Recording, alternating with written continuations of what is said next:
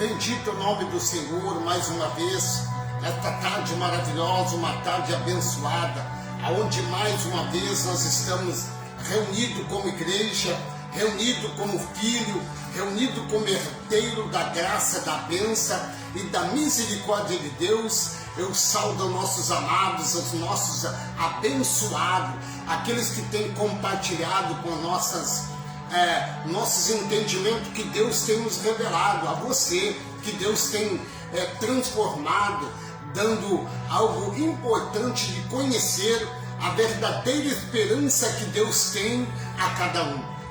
E hoje eu trago a você uma pérola da graça, aonde, meu amado, Deus, Ele tem tratado com seus filhos, Ele tem tratado com seus eleitos, com seus escolhidos, aquele que Ele chamou, aquele que Ele escolheu de antemão, de antigamente, muitas vezes, quando Ele fala, muitas vezes, o que Ele falava, os planos, os propósitos, plano, meu amado, que Ele muitas vezes, hoje Ele tem nos ressarçado, hoje Ele tem nos colocado como algo precioso em nossas mãos, que é a verdadeira palavra, aquilo que liberta, aquilo que transforma, aquilo que levanta o ser humano para ser orgulhoso daquilo que Deus tem planejado em vossos corações. Mas que, de antemão, Deus, para poder tratar com o homem, Ele teve que provar. Ele fez uma prova. Assim como Deus, amado, Ele tem provado aquele que Ele ama. Porque se tudo fosse como fosse um mar de rosa, nós não precisaria de se preocupar. Mas como Deus tem tratado com seus filhos, Deus tem tratado com aqueles que têm guardado a sua esperança, Deus tem trazido uma esperança a nós. E hoje nós vamos falar sobre o plano de Deus por incluir e usar Satanás. Olha como a expressão que nós vamos entrar. O plano de Deus pode incluir e usando Satanás. É um propósito para os eleitos, aonde Ele tem trazido essa esperança da sua palavra, uma esperança de vida eterna. Deus, quando estava tratando com o homem, Ele colocou a prova, Ele colocou algo para que o homem fosse inibido pela sua verdade. E nós vimos aqui uma palavra onde o Senhor, quando Ele estava falando de 2 Coríntios capítulo 12, do versículo 7, Ele tratava dizendo, olha, para que o homem não se engrandecesse, para que o homem não fosse aquele homem que dissesse, tudo posso, já tenho tudo nas mãos e posso me orgulhar. Ele lançou um espinho na carne, e esse espinho não era um espinho como nós podíamos hoje falar, um espinho de peixe, não pode ser, mas um espinho que ele estava falando era um espinho do mensageiro. Quando nós falamos aqui que não tem Satanás, e as pessoas trazem Satanás para os dias, nós vimos que a palavra de Deus, Paulo, Deus para poder, o plano de Deus, Deus usou um aspecto de um mensageiro conhecido como Satanás. E nós vimos que Paulo ele pôde entender o que aconteceu com Pedro. Pedro foi chamado para ser a igreja de Deus, quando Jesus disse, sobre vós eu edificarei a minha igreja. E Pedro, no momento ele recuou, e o próprio Jesus disse para ele, sobre ti eu edificarei a minha igreja, Petro, porque Petro era conhecido nos judeus, lá com os gregos era conhecido assim, no latim era conhecido na outra parte, mas para os entendidos, ele estava dizendo, a igreja que ele estava sendo adornado, seria esta igreja que hoje seria comprada pelo alto preço. E ele falando neste versículo, no capítulo 12, 2 Coríntios capítulo 12, e do versículo 7, ele diz assim, para impedir que eu, Paulo, ele está dizendo, me exaltasse por causa da grandeza dessa revelação, foi-me dado um espinho na carne. Olha, um espinho na carne. Poderia ser um espinho de peixe, poderia ser um espinho tão perigoso, um espinho que transmitisse uma dor, mas olha a parte B, onde ele está dizendo, um espinho, um mensageiro de Satanás, para me atormentar. Olha, um espinho, e aí breve ele diz, uma mensagem, um mensageiro. O mensageiro já não é um espinho, o mensageiro de Satanás agora já começa a falar em outra. Nós vimos que antigamente, quando não havia o carteiro para entregar uma carta nas vossas casas, existia o chamado mensageiro que levava a mensagem que era escrita, era mandado para levar de um lugar para outro através do mensageiro. E nós vimos aqui neste versículo, foi-me dado um espinho na carne e um mensageiro de Satanás para me atormentar. Olha, o mensageiro, o que ele quer dizer? Aquele que persegue. E aí nós vimos dentro desse texto que Deus, ele lança um plano usando Satanás. Para quê? Para provar os crentes, para provar os eleitos, para provar aqueles que não vão retroceder no momento das horas difíceis, até mesmo no momento que vem uma enfermidade. Se nós não temos esse Deus poderoso em nossa vida, se nós não temos a compaixão desta palavra, dizendo que Ele estará com nós, que Ele vai ser o médico dos médicos, nós não estaremos preparados. Então aqui nós vimos que é uma provação, onde ele foi provado. Este homem, Paulo, foi um homem que recebeu a revelação. Nós falamos aqui, ele recebeu uma revelação de Deus, palavras que não cabia a responder somente para ele, e depois do momento exato ele responderia. E nós vamos ver aqui, no decorrer destas palavras, aonde Deus falava, os planos que ele tinha na vida do ser humano, que hoje esses planos ficou de eternidade para eternidade. Quando nós olhamos todo o relato da palavra, nós vamos ver que Deus estava tratando não com os descrentes, mas com os crentes, com aqueles que tinham a esperança de uma vida eterna, a esperança de um Deus poderoso, a esperança daquele que trazia o conhecimento, a sabedoria, a ser aquilo que nos trazia o entendimento, aonde nós temos visto dentro da palavra o Senhor falando. Olha Eclesiastes capítulo 3 e do versículo 11, ele traz uma palavra, 3:11, ele dizia Deus, olha o que ele diz nesta palavra aqui: e ele fez tudo apropriando ao seu tempo, também pôs no coração do homem o anseio pela eternidade. Olha, tudo ele estava colocando, e ele disse assim, mesmo assim ele não consegue compreender interiormente o que Deus faz, o que Deus fez. Deus, ele fez com que o homem considerasse a sua verdade, que fosse de eternidade, que fosse para uma vida eterna, aquilo que desde o começo Deus transmitiu, algo absoluto que o homem pudesse guardar nos vossos corações. O versículo 12, quando o homem descobre o entendimento, a sabedoria, que através do seu trabalho, através do seu suor, ele pode viver na alegria, olha o que ele dizia: descobrir que não há nada melhor para o homem do que ser feliz. Olha o que ele diz: descobrir também que pode comer, pode beber, recompensado do seu trabalho, pelo seu trabalho.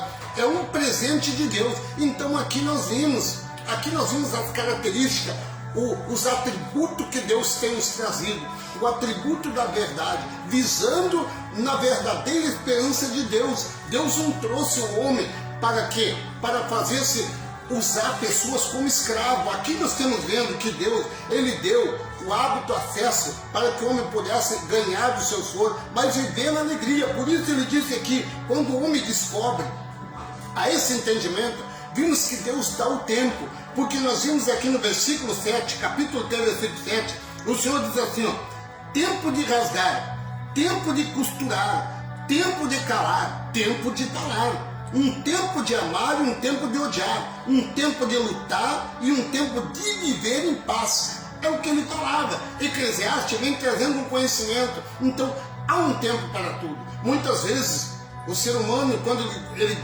anda naquela caminhada, mas ele vê que não está acontecendo aquela bênção, ele desiste. Mas o Deus que nós servimos foi o que Paulo fez. Paulo teve que acontecer o quê? Deus lançou um plano, olha bem, lançou um plano para ver as provas que estava Paulo. Paulo era conhecido como Saulo, um homem que perseguia o povo, um homem que era contra a verdade, um homem que tinha um ódio no seu coração quando falava que as pessoas eram cristãos. Como hoje, quando uma vida diz que não é mais dizimista, quando uma vida diz que não participa mais do suco, não come mais do pão com fermento, a pessoa diz que a palavra de Deus diz que comida não é por comida, porque o reino do céu não é comida nem bebida, mas é poder. E se nós vimos que é poder, nós vamos ver o decorrer desta palavra, onde o Senhor disse: o reino do céu não é para aqueles que querem ter um descanso. O reino do céu não é subir para o céu, o reino do céu é um descanso aqui nessa terra, onde o Senhor falava em Apocalipse, dizendo que esta terra adornada, que seria a igreja, ele viu reinar em vida. O que nós estamos lendo em Eclesiastes, quando este homem descobrir que não há nada melhor para o homem do que ser feliz e praticar o bem enquanto vive. Olha que coisa maravilhosa, enquanto viver, é o que nós estamos falando sempre aqui, anunciando. Descobrir também que pode comer, pode beber, ser algo recompensado pelo seu trabalho, é um presente de Deus. Versículo 14: sei que tudo que Deus fez permanece para sempre. Então nós vimos aqui, é para sempre. Tudo que Deus tem nos dado hoje é para sempre. Não é aquelas coisas que hoje nós somos felizes, amanhã nós vamos ser infelizes, mas aqueles que são fiel a Deus. E nós estamos falando aqui sobre essa história. Nós vamos chegar onde Deus vai tratando com aqueles que não têm o seu descanso, aqueles que não têm a sua paz, porque andam na preocupação. Eles se preocupam com o que comer, se preocupam com o que beber, se preocupam até mesmo, meu amado, no que vai acontecer amanhã. Mas para os eleitos, eles não estão preocupados, porque sabe, nós falávamos aqui domingo, um culto maravilhoso, onde nós falávamos que os dias do homem são curtos, mas esses dias nós estamos falando aqui. O Senhor dizendo, descobrir que não há nada melhor para o homem do que ser feliz e praticar o bem enquanto viver. Porque depois de morto, olha o que ele disse aqui depois de morto. Aí nós vimos uma palavra em Eclesiastes, quando nós olhamos no capítulo 5, e do versículo 15, o homem sai do ventre, olha, de sua mãe, e como vem, assim vai. Não tem. E de todo o trabalho em que se esforçou, nada levará consigo ao céu. Então, aí nós vemos uma palavra, aí nós vamos entrar, nada levará consigo. Por quê? Porque no céu não vai entrar carne, não vai entrar sangue. Então nós olhamos tanto para sempre. Olha o que ele diz mais, versículo 8. E isso nada se pode acrescentar, disso nada se pode tirar. Deus assim faz e fez para que o homem, olha, que ele tenha alegria, que temam ao Senhor. Todo homem deve temer ao Senhor. Todo aquele que conhece a verdadeira esperança é uma vida que Deus tem transformado a cada dia, tem realizado em nossos corações. Por isso ele tem falado, todo momento em que traz a nós a esperança, ele nos a mostra. O versículo 15 de 1 Coríntios, ele nos traz uma esperança, aonde nós vimos tantas coisas maravilhosas através da sua palavra. Vimos que ele diz, o 1 Coríntios, capítulo 15, ele nos diz assim, olha que maravilha esta palavra, pois o que primeiramente lhe permitiu foi que recebi de que Cristo morreu pelos nossos pecados. De quem? Os pecados daqueles que estavam anunciando. Morreram. Então Cristo morreu e com ele morreu os pecados do homem. Então hoje, quando nós falamos que não tem pecado, porque o pecado hoje foi aquele que ficou na cruz, mas que tem hoje acontecido é aquilo que o homem vive segundo a carne. E nós vamos ver aí no decorrer desta palavra. Ele disse então que o Senhor morreu pelos pecados, segundo as Escrituras, foi sepultado e ressuscitado no terceiro dia, segundo as suas Escrituras, e apareceu. Quando ele apareceu a Pedro, porque Pedro foi o que duvidou.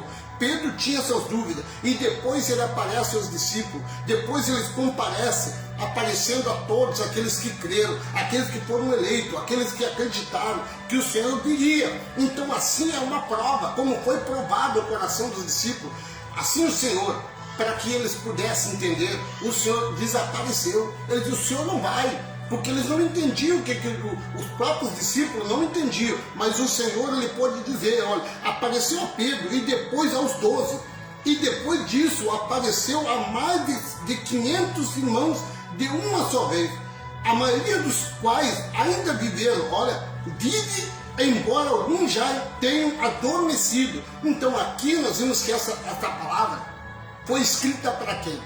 Foi escrita para aqueles que estavam naquela geração. Porque olha o que ele diz na parte B.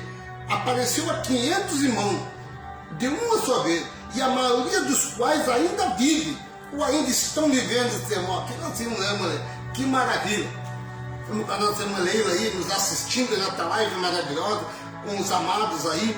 E nós vimos que também ele apareceu a Tiago, porque Tiago foi que não acreditou que Jesus tinha saído da cruz. Quando Jesus saiu da cruz, ele veio, ele já não vinha com aquela marca, mas Tiago que era próximo, que sabia que andava com ele, Tiago pediu uma prova. Senhor, se tu é o Messias, se tu é o Jesus, aquele que foi na cruz, se tu é aquele que estava no Nazareno, mostre essas mãos.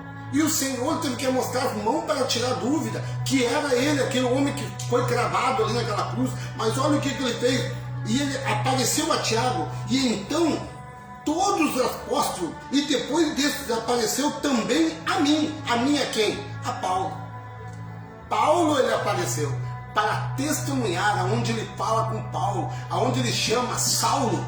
Saulo, por que tu me persegue? Olha Jesus falando com ele. Hoje o Senhor fala com nós. Hoje ele intercede por nós. Através de quem?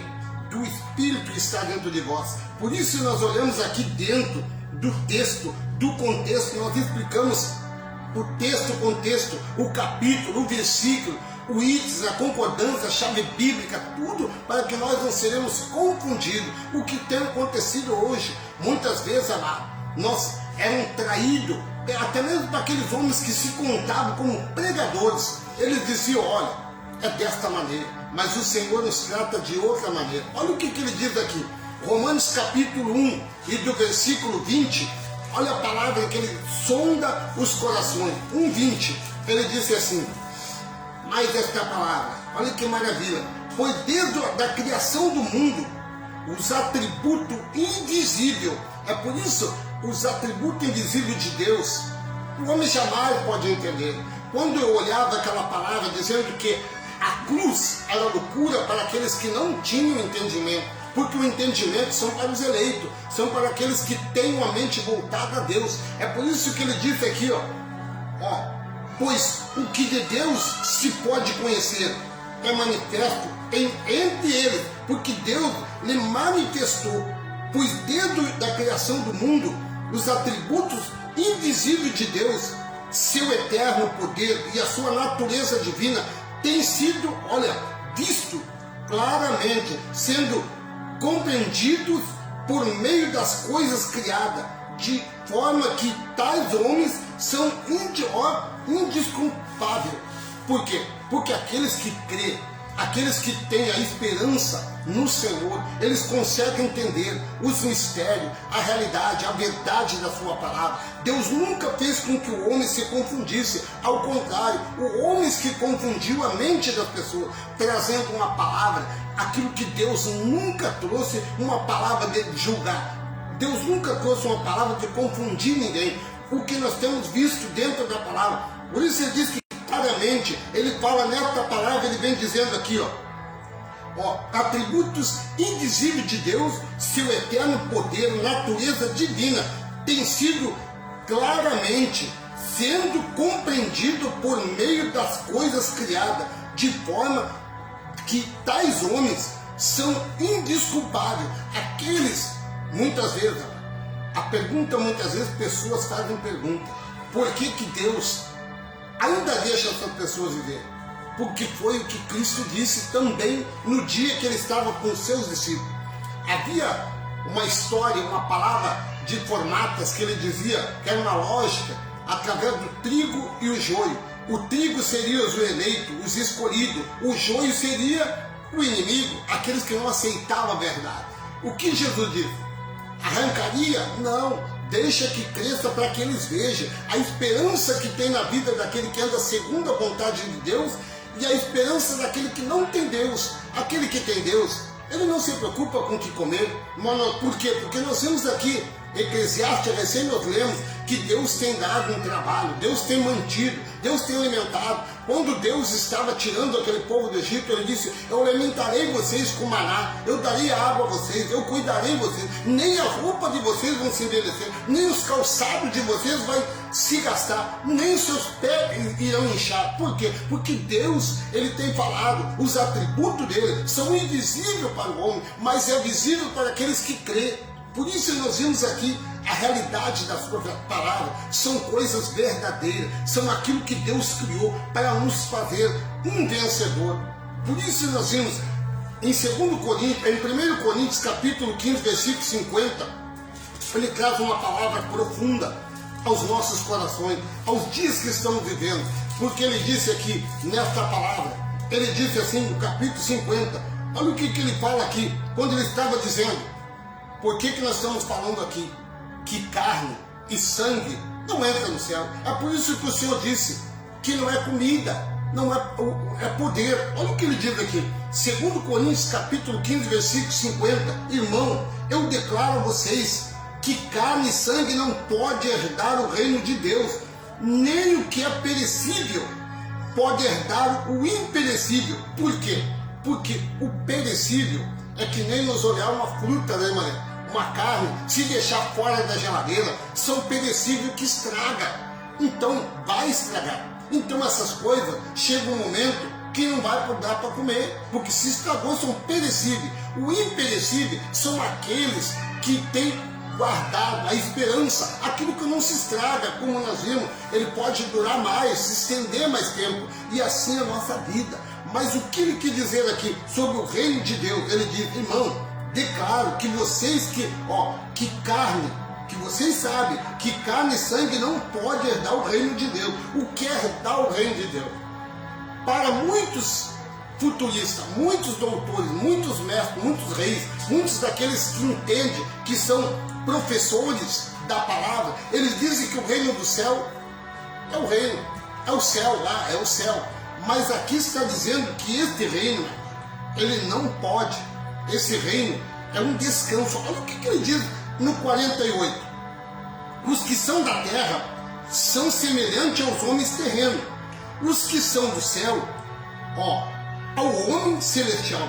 Assim como tivemos a imagem do homem terreno, que foi Jesus, terreno, também a imagem do homem celestial, que é o Deus dos impossíveis, o que nós estamos falando. Então ele falou aqui que o reino de Deus, o reino de Deus é o seu descanso, é o seu lugar de repouso, onde nós falávamos que o paraíso não é o céu. Muitos entendem quando Paulo foi ao terceiro céu, aquela história que nós lemos aqui, que ele foi ao terceiro céu, lá, que ele entrou no paraíso. Não é o terceiro céu, foi o Espírito dele que teve aquele encontro com o Pai. Assim como Deus, quando falava com aquele homem chamado Moisés, na sarça ardente, Deus falava, era o Espírito de Deus que estava sondando o coração dele.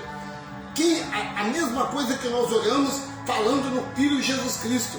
Quando Jesus estava no deserto, quem estava com ele? Era o próprio Deus. O Deus estava.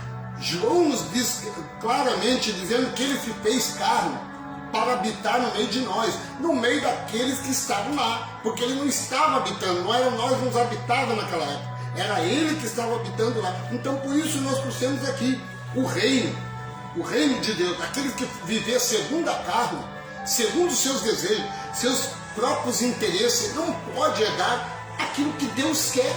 Olha o que diz 8:8, Romanos 8:8, ele diz uma palavra muito clara a nós. Olha o que ele diz aqui. Quem é dominado pela carne não pode agradar a Deus. Quem é dominado pelos desejos, aqueles que colocam as suas concupiscências, aqueles que colocam os seus interesses, não pode herdar o reino de Deus. Olha o que ele diz aqui nessa palavra. No versículo 8, capítulo 8, versículo 8, ele traz o conhecimento, dizendo quem é dominado pela carne não pode agradar a Deus. Entretanto, olha o que ele estava, quando Paulo relata esta palavra à igreja aos romanos, ele estava explicando: entretanto, vocês não estão sob o domínio. Aqueles que são fiel, aqueles que são eleitos, aqueles que são escolhidos, estão o quê? Olha o que diz aqui: entretanto, vocês não estão sob o domínio da carne, mas do Espírito, que é Deus. E de fato, o Espírito de Deus habita em nós. Olha, de fato, ele habita em nós. E se alguém não tem esse Espírito, se alguém não vive segundo a vontade de Deus, eles não competem com aquela alegria de ter um descanso, de ter um repouso no Senhor. Por isso nós temos falado, quando nós falamos herdar o reino é o seu descanso, é os seus aposentos, ser apoiado por Ele, ser guiado por Ele. É o que o Senhor tem transmitido os dias a nós. Quando nós andamos segundo a sua vontade, nós colocamos o Senhor por estar no plano. O primeiro plano é do Senhor. Olha o que ele diz em Romanos capítulo 10, versículo 3. Ele diz assim, mais uma palavra: porquanto, ignorando a justiça que vem de Deus, é procurando estabelecer a sua própria, suas próprias decisões. Não se submete à justiça de Deus. Aqui nós falamos a recém, do capítulo 8 ao versículo 8, diz que aquele que é dominado pela carne, ele não está preocupado se Deus vai amanhã largar o pão, se amanhã vai faltar o pão. É o que nós temos falado. Quando falamos com alguém conversa, homens que são homens de púlpito, homens que pegam de gravatas bonitas, como temos visto, irmão, eles têm falado: mas eu não estou preocupado, porque se eu tiver 30 membros, olha o que ele diz, 30 membros, eu não preciso trabalhar. Então, mas a palavra não ensina dessa palavra. Aqui eu não li essa palavra, nós lemos a recém aqui em Eclesiastes, lemos a Bíblia. Paulo, quando se expressava daquela ajuda voluntária, Paulo nunca disse a igreja tem que ajudar, não. Ele estava dizendo que onde eles andavam, se havesse uma ajuda, teria que ajudar, não que fosse havia um submício de pagar, como os homens relatam. Tem que trazer o dízimo, mas e que dízimo é esse? Nós sempre, quando lemos a palavra, nós não achamos esse dízimo que for dinheiro, nós achamos que é alimento. E se é alimento, então se alguém é necessitado, dentro da palavra nós vamos ver. Ele estava falando sobre as viúvas, sobre os órfãos, sobre os necessitados, sobre os forrasteiros, sobre aqueles que estavam perdidos. É o que nós temos visto. Mas não está dizendo que é para dar dinheiro, é para alimentar. O que aconteceu? Por que nós vimos várias trajetórias, vários exemplos, várias histórias dentro da palavra, que Deus nunca trouxe alguém para ser manifestado através do homem, mas de Deus. Por isso que aqui nós vimos a esta palavra, ele está dizendo aqui: aquele que vive segundo a sua vontade, ele manifesta a sua vontade, mas ele não tem, olha o que diz bem a palavra, ele não tem o apoio de Deus. Porque olha o que ele diz aqui: porque o fim de todas essas coisas aí veio. E ele disse, olha o que ele diz: porquanto, o versículo 2, posso testemunhar que ele tem zelo por Deus, mas o seu zelo não se baseia no conhecimento. Não vem no conhecimento, não tem a sabedoria. Eles podem ter tudo isso, eles abrem, porque a Bíblia hoje, nós falamos, ela é uma bússola, ela é um entendimento, é uma sabedoria, mas muitas coisas dentro da palavra, a letra mata, mas o Espírito é que verifica, porque a letra, muitas vezes eles se preocupam na letra, eles olham, não, mas tem que ser isso, porque é aquilo que ele tem visto, mas o Senhor vê de outra maneira. Por isso ele disse: o homem pensa de uma maneira, mas Deus pensa de outra maneira. Por isso ele disse aqui, no versículo 10, porquanto, ignorando a justiça que vem de Deus, aqui vem, de Deus, e procurando estabelecer a sua própria, é o que eles têm feito. O que está acontecendo? Hoje é conhecido, não tem uma parte da religião que não tem um livro ata, o chamado livro ata, para ser lançado o nome das pessoas. Ali tem um costume, ali tem um regime interno, que é conhecido como a bússola deles. E aí eles colocam os irmãos têm que andar dessa maneira, o irmão dizimou isso, o irmão ofertou isso, ele sabe tudo. Eles perguntam até mesmo hoje, eles perguntam, o irmão trabalha, hoje, irmã, até isso eles têm que perguntar. Aonde o irmão trabalha? Aí eles vão e procuram, eles têm o secretário para procurar ver quanto o irmão ganha. Eu ligo para quê? Para manipular, mas aqui diz que eles procuram, olha aqui, ó, a própria palavra de Deus diz, eles procurando estabelecer a sua própria. E se isso não submete à justiça de Deus, porque o que vem de Deus nunca vem para derrubar o homem, ao contrário, para levantar, para fazer o homem ser vencedor. É o que o Senhor tem trazido, porque a sua palavra é uma palavra profética. A palavra que vem do coração de Deus aos nossos corações. O conhecimento de Deus, ele diz que veio para nos estabelecer. É por isso que quando nós falamos a esta palavra, 1 Coríntios capítulo 1 e do versículo 25, porque a loucura de Deus, olha, é mais sábia que a sabedoria humana, e a fraqueza de Deus é mais forte do que a força do homem. Porque Deus, ele mostra. É o que nós falamos aqui. Nesta tarde nós estamos falando sobre uma palavra. Os planos de Deus podem incluir e usar Satanás a um propósito para o eleito, para ver se o eleito está preparado. Porque o eleito, muitas vezes, nós vimos aí, tem eleitos que andam segundo a vontade de Deus, mas tem eleitos que eles se dizem, Senhor, eu sou cristão, mas na hora da aprovação, nem pensar, irmão. Temos falado com pessoas, muitas vezes, quando vem a luta, que não é luta para o verdadeiro adorador, não é luta para o verdadeiro adorador, são provações. A palavra de Deus diz que é prova, e o Senhor tem provado. Aquele que passa pela prova, olha aqui, ó, mas Deus escolheu o que para o mundo é loucura, para envergonhar os que são sábios, e escolheu os que para o mundo é fraqueza, para envergonhar os que são fortes. Ele escolheu os que para o mundo é insignificante, desprezado, e o que nada é para reduzir a nada, o que é, a fim de que ninguém se glorie diante dele. Foi o que ele falou com Paulo, foi o que ele fez com Paulo. Ele disse, Paulo, na tua carne, ele falou, esse espinho era um mensageiro. Olha o que ele diz, para que Paulo não pudesse se gloriar, dizer só eu sei, só eu faço, só eu que recebi, porque esta revelação foi dada a Paulo no céu. Então ele não podia pegar e chegar. Olha o que ele diz aqui do versículo, que foi arrebatado ao paraíso e ouviu coisas indizíveis, coisas que ao homem não é permitido falar.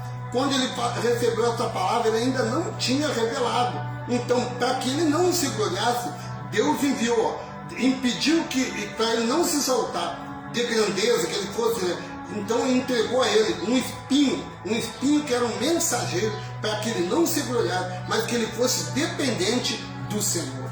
Amém? Nós vamos estar orando uma palavra maravilhosa nesta tarde, onde nós somos mais que vencedor diante do Senhor, como filho, como herdeiro, e nós vimos aqui a esta palavra. Deus, quando Ele nos ama, Ele nos coloca à prova, e o Senhor tem provado nos últimos dias aqueles que amam, porque aqueles que não têm um conhecimento de Deus, eles lançam qualquer coisa. Hoje está bem, hoje está tudo bem, mas amanhã já não tem mais aquela vitória. E para os verdadeiros adoradores, todo dia é um dia que se renova, todo dia é um dia que vem uma esperança, uma perseverança aos nossos corações, porque o Senhor disse que nós seria seu, olha, nós seria seus, sua família, seus dependentes, porque Ele nos justificou. Por isso Ele diz aqui, ó, Ele o fez a fim de que, justificado por sua graça, ao tornemos seu herdeiro, tendo esperança de vida eterna. Olha, fiel é esta palavra. Então, se o Senhor respondeu que nós seria fiel por causa da esperança, nada pode nos separar.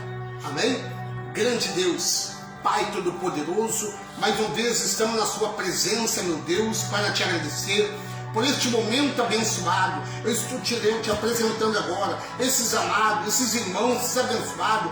vários amigos, Senhor, que estão conosco. Está aqui a irmã Leila, te apresentamos a irmã Vânia, a irmã Virgínia, a irmã Mendes, Senhor, a irmã Natália, a irmã Cátia Tilene, a minha vida, Senhor, o vizinho da esquerda, da direita, da frente, do fundo. Te apresentamos agora, Paizinho amado, esses abençoados, Senhor, que estão aí, Senhor, hoje um dia de festividade, onde muitos estão nos seus lares, mas nós cremos, Paizinho amado, muitas vezes o Senhor tem nos provado, o Senhor tem nos colocado, Paizinho amado, a tua palavra como espada de dois gumes, para nós ser penetrados, Senhor, pela tua verdade. É por isso que neste momento, Senhor, os atributos, Senhor, que o Senhor tem a favor de nós são tão grandes, porque são coisas invisíveis para o homem, mas para ti, Paizinho amado, são visíveis, porque foi o Senhor que criou os céus, a terra e o mar, foi o Senhor que formou, Paizinho amado, algo para que hoje nós descobrisse a grandeza do seu poder, a grandeza da sua fidelidade. Por isso, Pai, agora